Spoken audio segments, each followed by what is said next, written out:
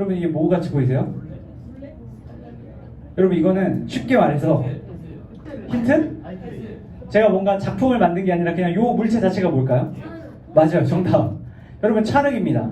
제가 찰흙을 갖고 왔는데 저는 찰흙을 볼 때마다 떠오르는 하나의 물건이 있습니다. 그것이 무엇이냐면요, 제가 초등학교 때 만들었던 제 조각상이 떠오릅니다. 때는 초등학교 2학년 제가 미술 시간에 학교에서 자화상을 만드는 과제, 숙제가 주어졌어요. 제가 집에서 자화상을 만들어 왔어야 했는데 다른 친구들은 다 흰색 종이에다가 자기 얼굴을 이렇게 그려 오려고 했었어요. 저는 좀 난 특별하게 자화상을 만들어 가고 싶다라는 생각이 들어서 문구점에 가서 찰흙을 잔뜩 사왔습니다. 그리고 하루 종일 집에 붙어서 자화상을, 제 모습을 조각하기 시작했어요. 여기 있는 것과 같은 이런 지점토, 이런 찰흙으로 열심히 주물러서 제 얼굴을 만들고 몸을 만들고 손과 발을 만들어서 그것을 하나로 붙였습니다. 그렇게 멋지게 제 조각상을 만들고 제 머리맡에 완성된 조각상을 두고 잠에 들었어요. 여러분 하룻밤 잘 자고 아침에 일어나서 눈을 뜨고 학교를 가려고 제 머리맡에 있는 조각상을 보았는데 여러분 그 조각상이 어떻게 되었는지 아세요? 찌부러지지 않았고 머리와 몸통과 손과 발이 모두 분리되어 있었습니다.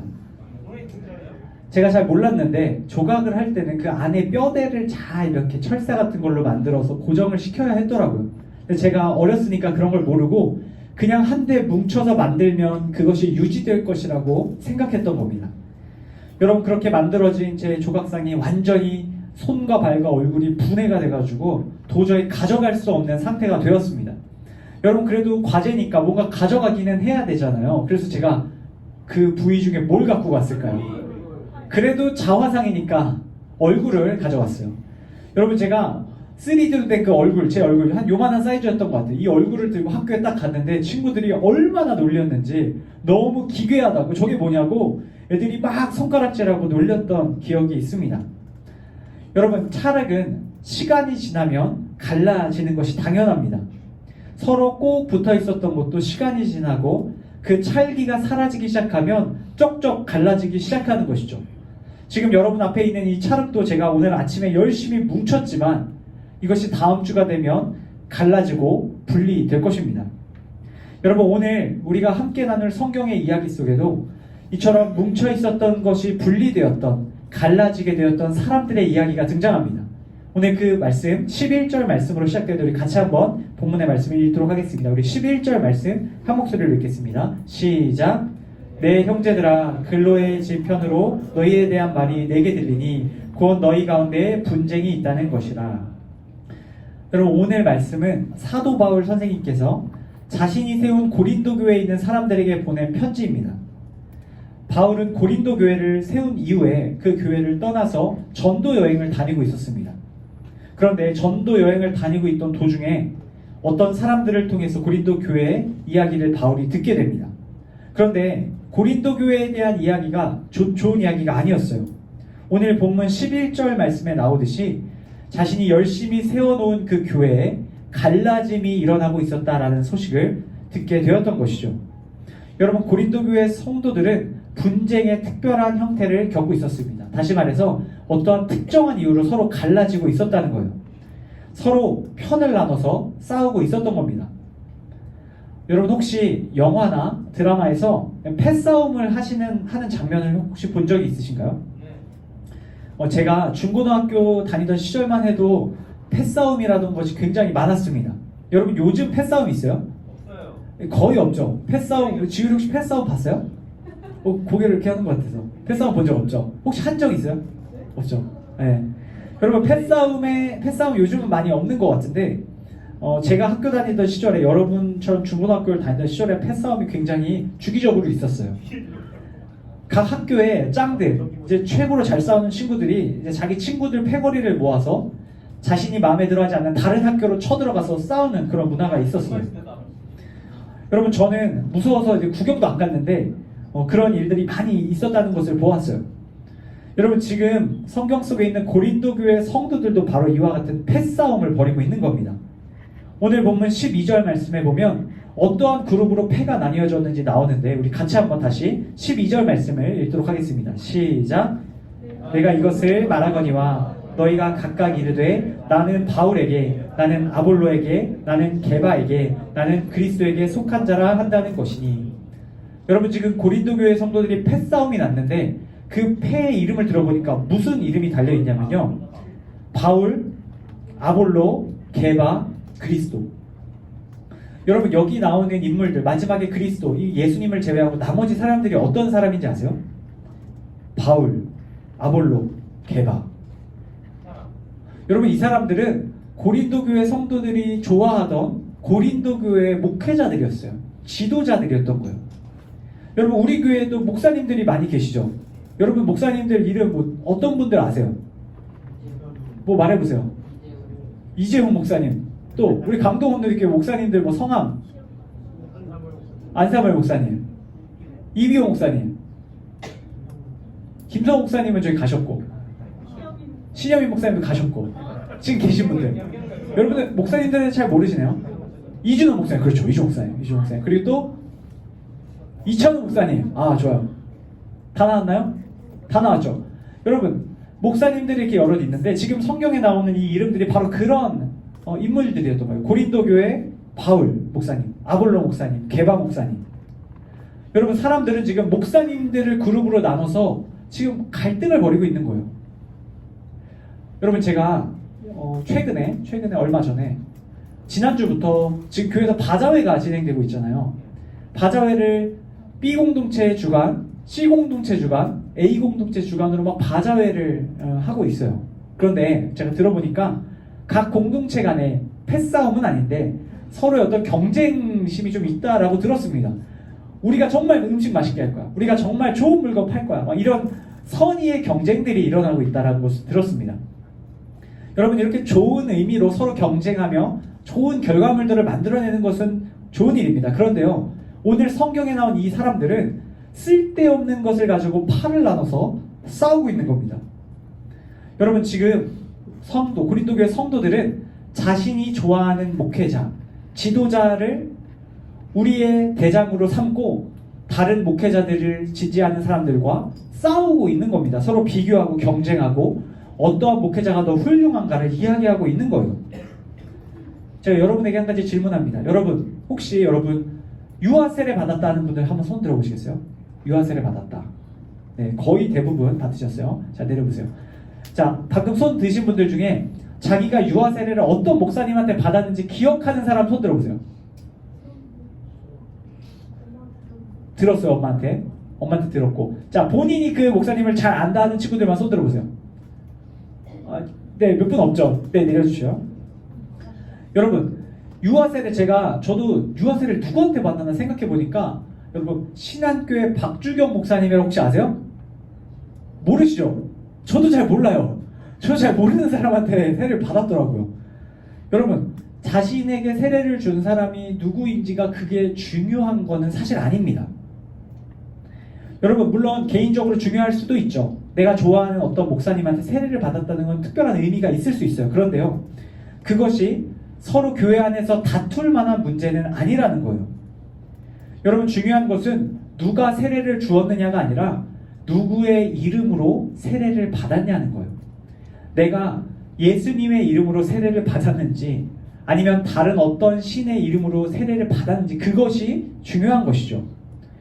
여러분, 그런 의미에서 고린도 교회 성도들은 모두 누구의 이름으로 세례를 받았을까요? 예수님의 이름으로. 예수님의 이름으로 세례를 받은 사람들입니다. 여러분, 모두 같은 세례를 받은 사람들이었고요. 모두 한 몸, 한 공동체가 된 사람들이었습니다. 그런데 지금 이 고린도 교회 사람들이 엉뚱한 이유로 분쟁하고 있다는 거예요. 누구한테 세례를 받았느냐, 어떠한 목사님이 훌륭하냐, 어떠한 목사님이 멋지냐를 가지고 쓸데없이 싸우고 있다는 거예요. 여러분, 이게 얼마나 의미 없고 한심한 싸움입니까? 여러분, 고린도 교회 성도들은 한마디로 비본질적인 이유로 싸우고 있습니다. 교회 안에서 만약에, 여러분, 이 중에서 만약에 한 명이 교회, 기독교 정통교회 성도가 아니라 여러분 이단이 들어왔다고 생각해 보세요. 기독교의 내용을 변질시켜서 사람들을 잘못된 길로 인도하는 그러한 이단이 만약에 우리 중에 앉아있다고 지금 생각해 보세요. 좀 소름 돋죠? 제가 신학교를 다녔어요. 신학교. 여러분이 이렇게 일반 대학교를 가는 것처럼 전도사님은 목회자가 되기 위해서 일찍 신학교에 이제 입학을 했습니다. 20살 때. 근데 제가 20살 때 대학에 입학했는데 제 입학한 동기들이 있을 거 아니에요. 50명 정도 동기들이 있는데 동기들 중에 조금 이상한 친구가 있었어요. 좀 이상한 친구가 있었는데 어느 날 그 친구가 안 보이는 겁니다. 한 학기 정도 끝났는데 2학기 때 복학을 안 하는 거예요. 그래서 제가 야, 그 친구 어디 갔나? 그 친구 막 친구들한테 물어봤는데 알고 보니까 그 친구가 2단이었던 겁니다. 그러니까 신학교에 면접을 보고 통과했는데 자기의 정체를 싹 숨기고 이제 다른 교주를 이제 예배하고 찬양하는 그런 2단이 몰래 잠입했던 거예요. 여러분, 우리가 그 사이에 우리 주위에도 이렇게 2단이 있을 수 있으면 우리가 있는 교회에도 그런 2단이 들어올 수도 있겠구나 이런 걱정을 했던 기억이 있습니다. 물론 여기는 그런 친구들이 없을 거라고 생각합니다만 여러분, 이렇게 2단이 우리 사이에 들어와서 교회 안에서 2단과 싸우고 그 사람을 내쫓는 건 있을 수 있는 일입니다. 그런데 지금 이 성도들은 모두 예수님을 믿고 하나님을 섬기는 사람들인 거예요. 그런데 이 사람들이 지금 다투고 있다는 것이죠. 누구에게 세례를 받았느냐에 따라서 서로 갈등하며 경쟁하고 있습니다. 여러분, 우리도 오늘 말씀 속 이 고린도 교회 성도들처럼 이 교회 안에서 신앙생활을 하는 가운데 비본질적인 이유들로 인해서 우리 안에 갈등하고 나뉘어지는 일들을 경험할 때가 있습니다. 여러분, 우리는 뭉쳐서 하나가 되고 서로 사랑하고 섬기기보다는 서로 나뉘어지고 갈라지는 일들을 더 자주 경험하게 됩니다. 여러분, 왜 그렇습니까? 바로 우리가 연약한 죄인이기 때문입니다. 우리도 모두 예수님을 주님으로 섬기는 사람들이지만 여전히 우리 안에는 이기심과 죄악, 그 악한 마음들로 인해서 우리는 서로 하나 되지 못하고 갈등하게 될 때가 많다는 겁니다. 우리는 분열되고 갈등하는 바로 오늘 고린도 교회 성도들처럼 쓸데없는 이유들로 서로 돌아서고 찢어질 때가 있습니다. 여러분, 요즘 여러분이 살고 있는, 저와 여러분 모두가 살고 있는 이 시대는 개인주의 시대입니다.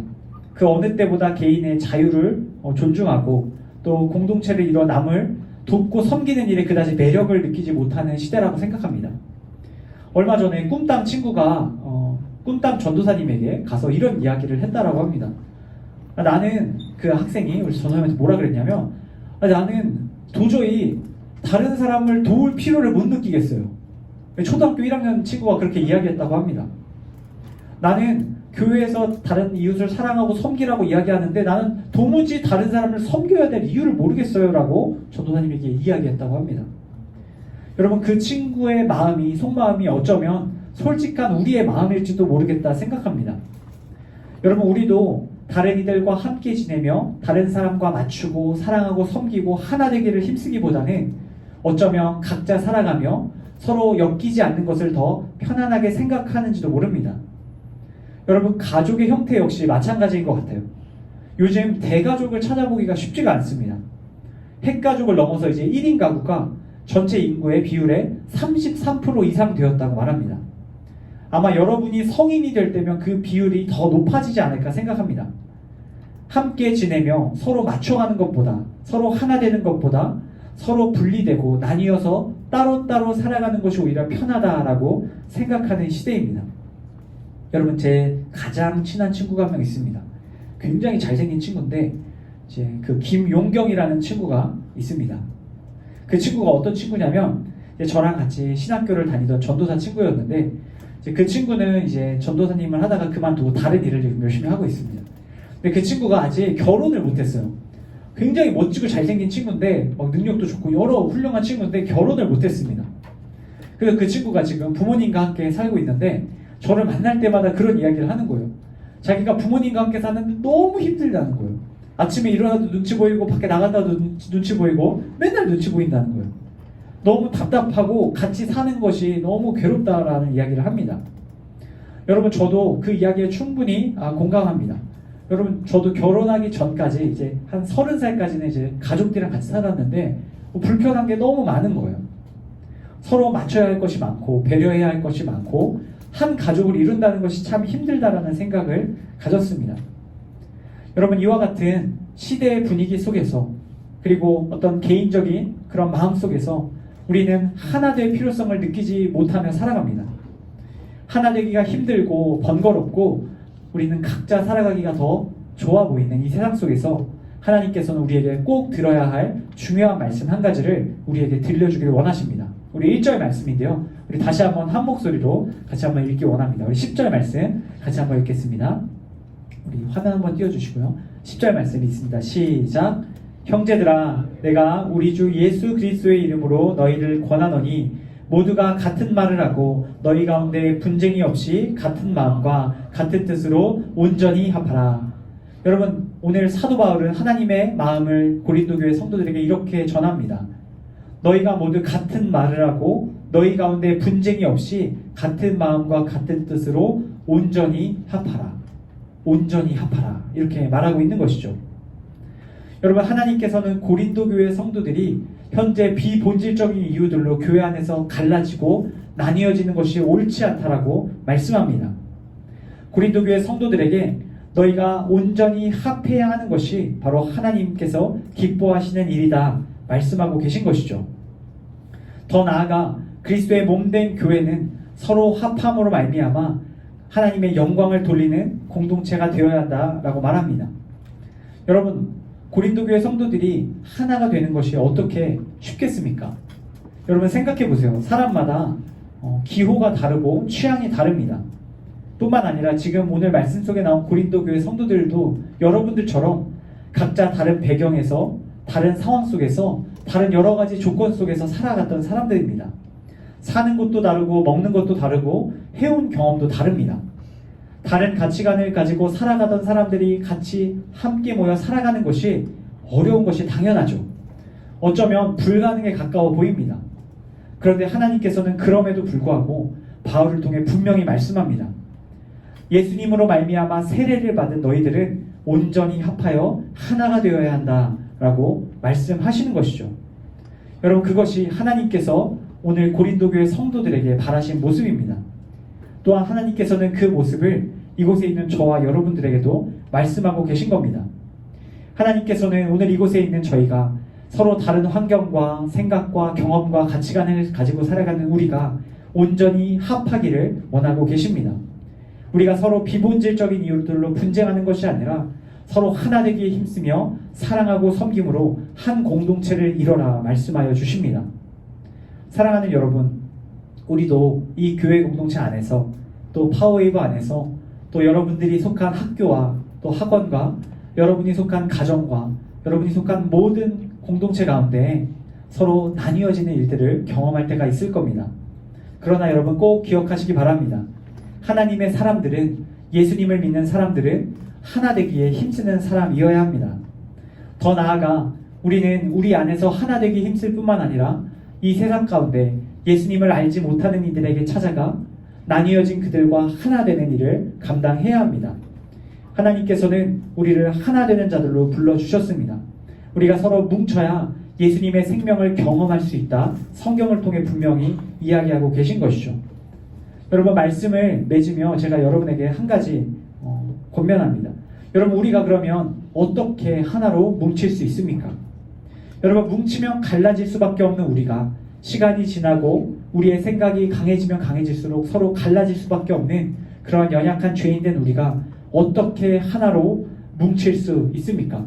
우리 그 답을 우리 창민 선생님께서 가지고 나오실 겁니다. 우리 창민 선생님 다시 한번 앞으로 가지고 나와 주십시오. 네, 여러 번 번거롭게 드려 죄송합니다. 우리 예진 선생님이 대신 가지고 나오시네요. 네, 여러분, 우리가 뭉칠 수 없는 우리가 하나로 뭉치기 위해서는 무엇이 필요하냐? 바로 이 찰흙에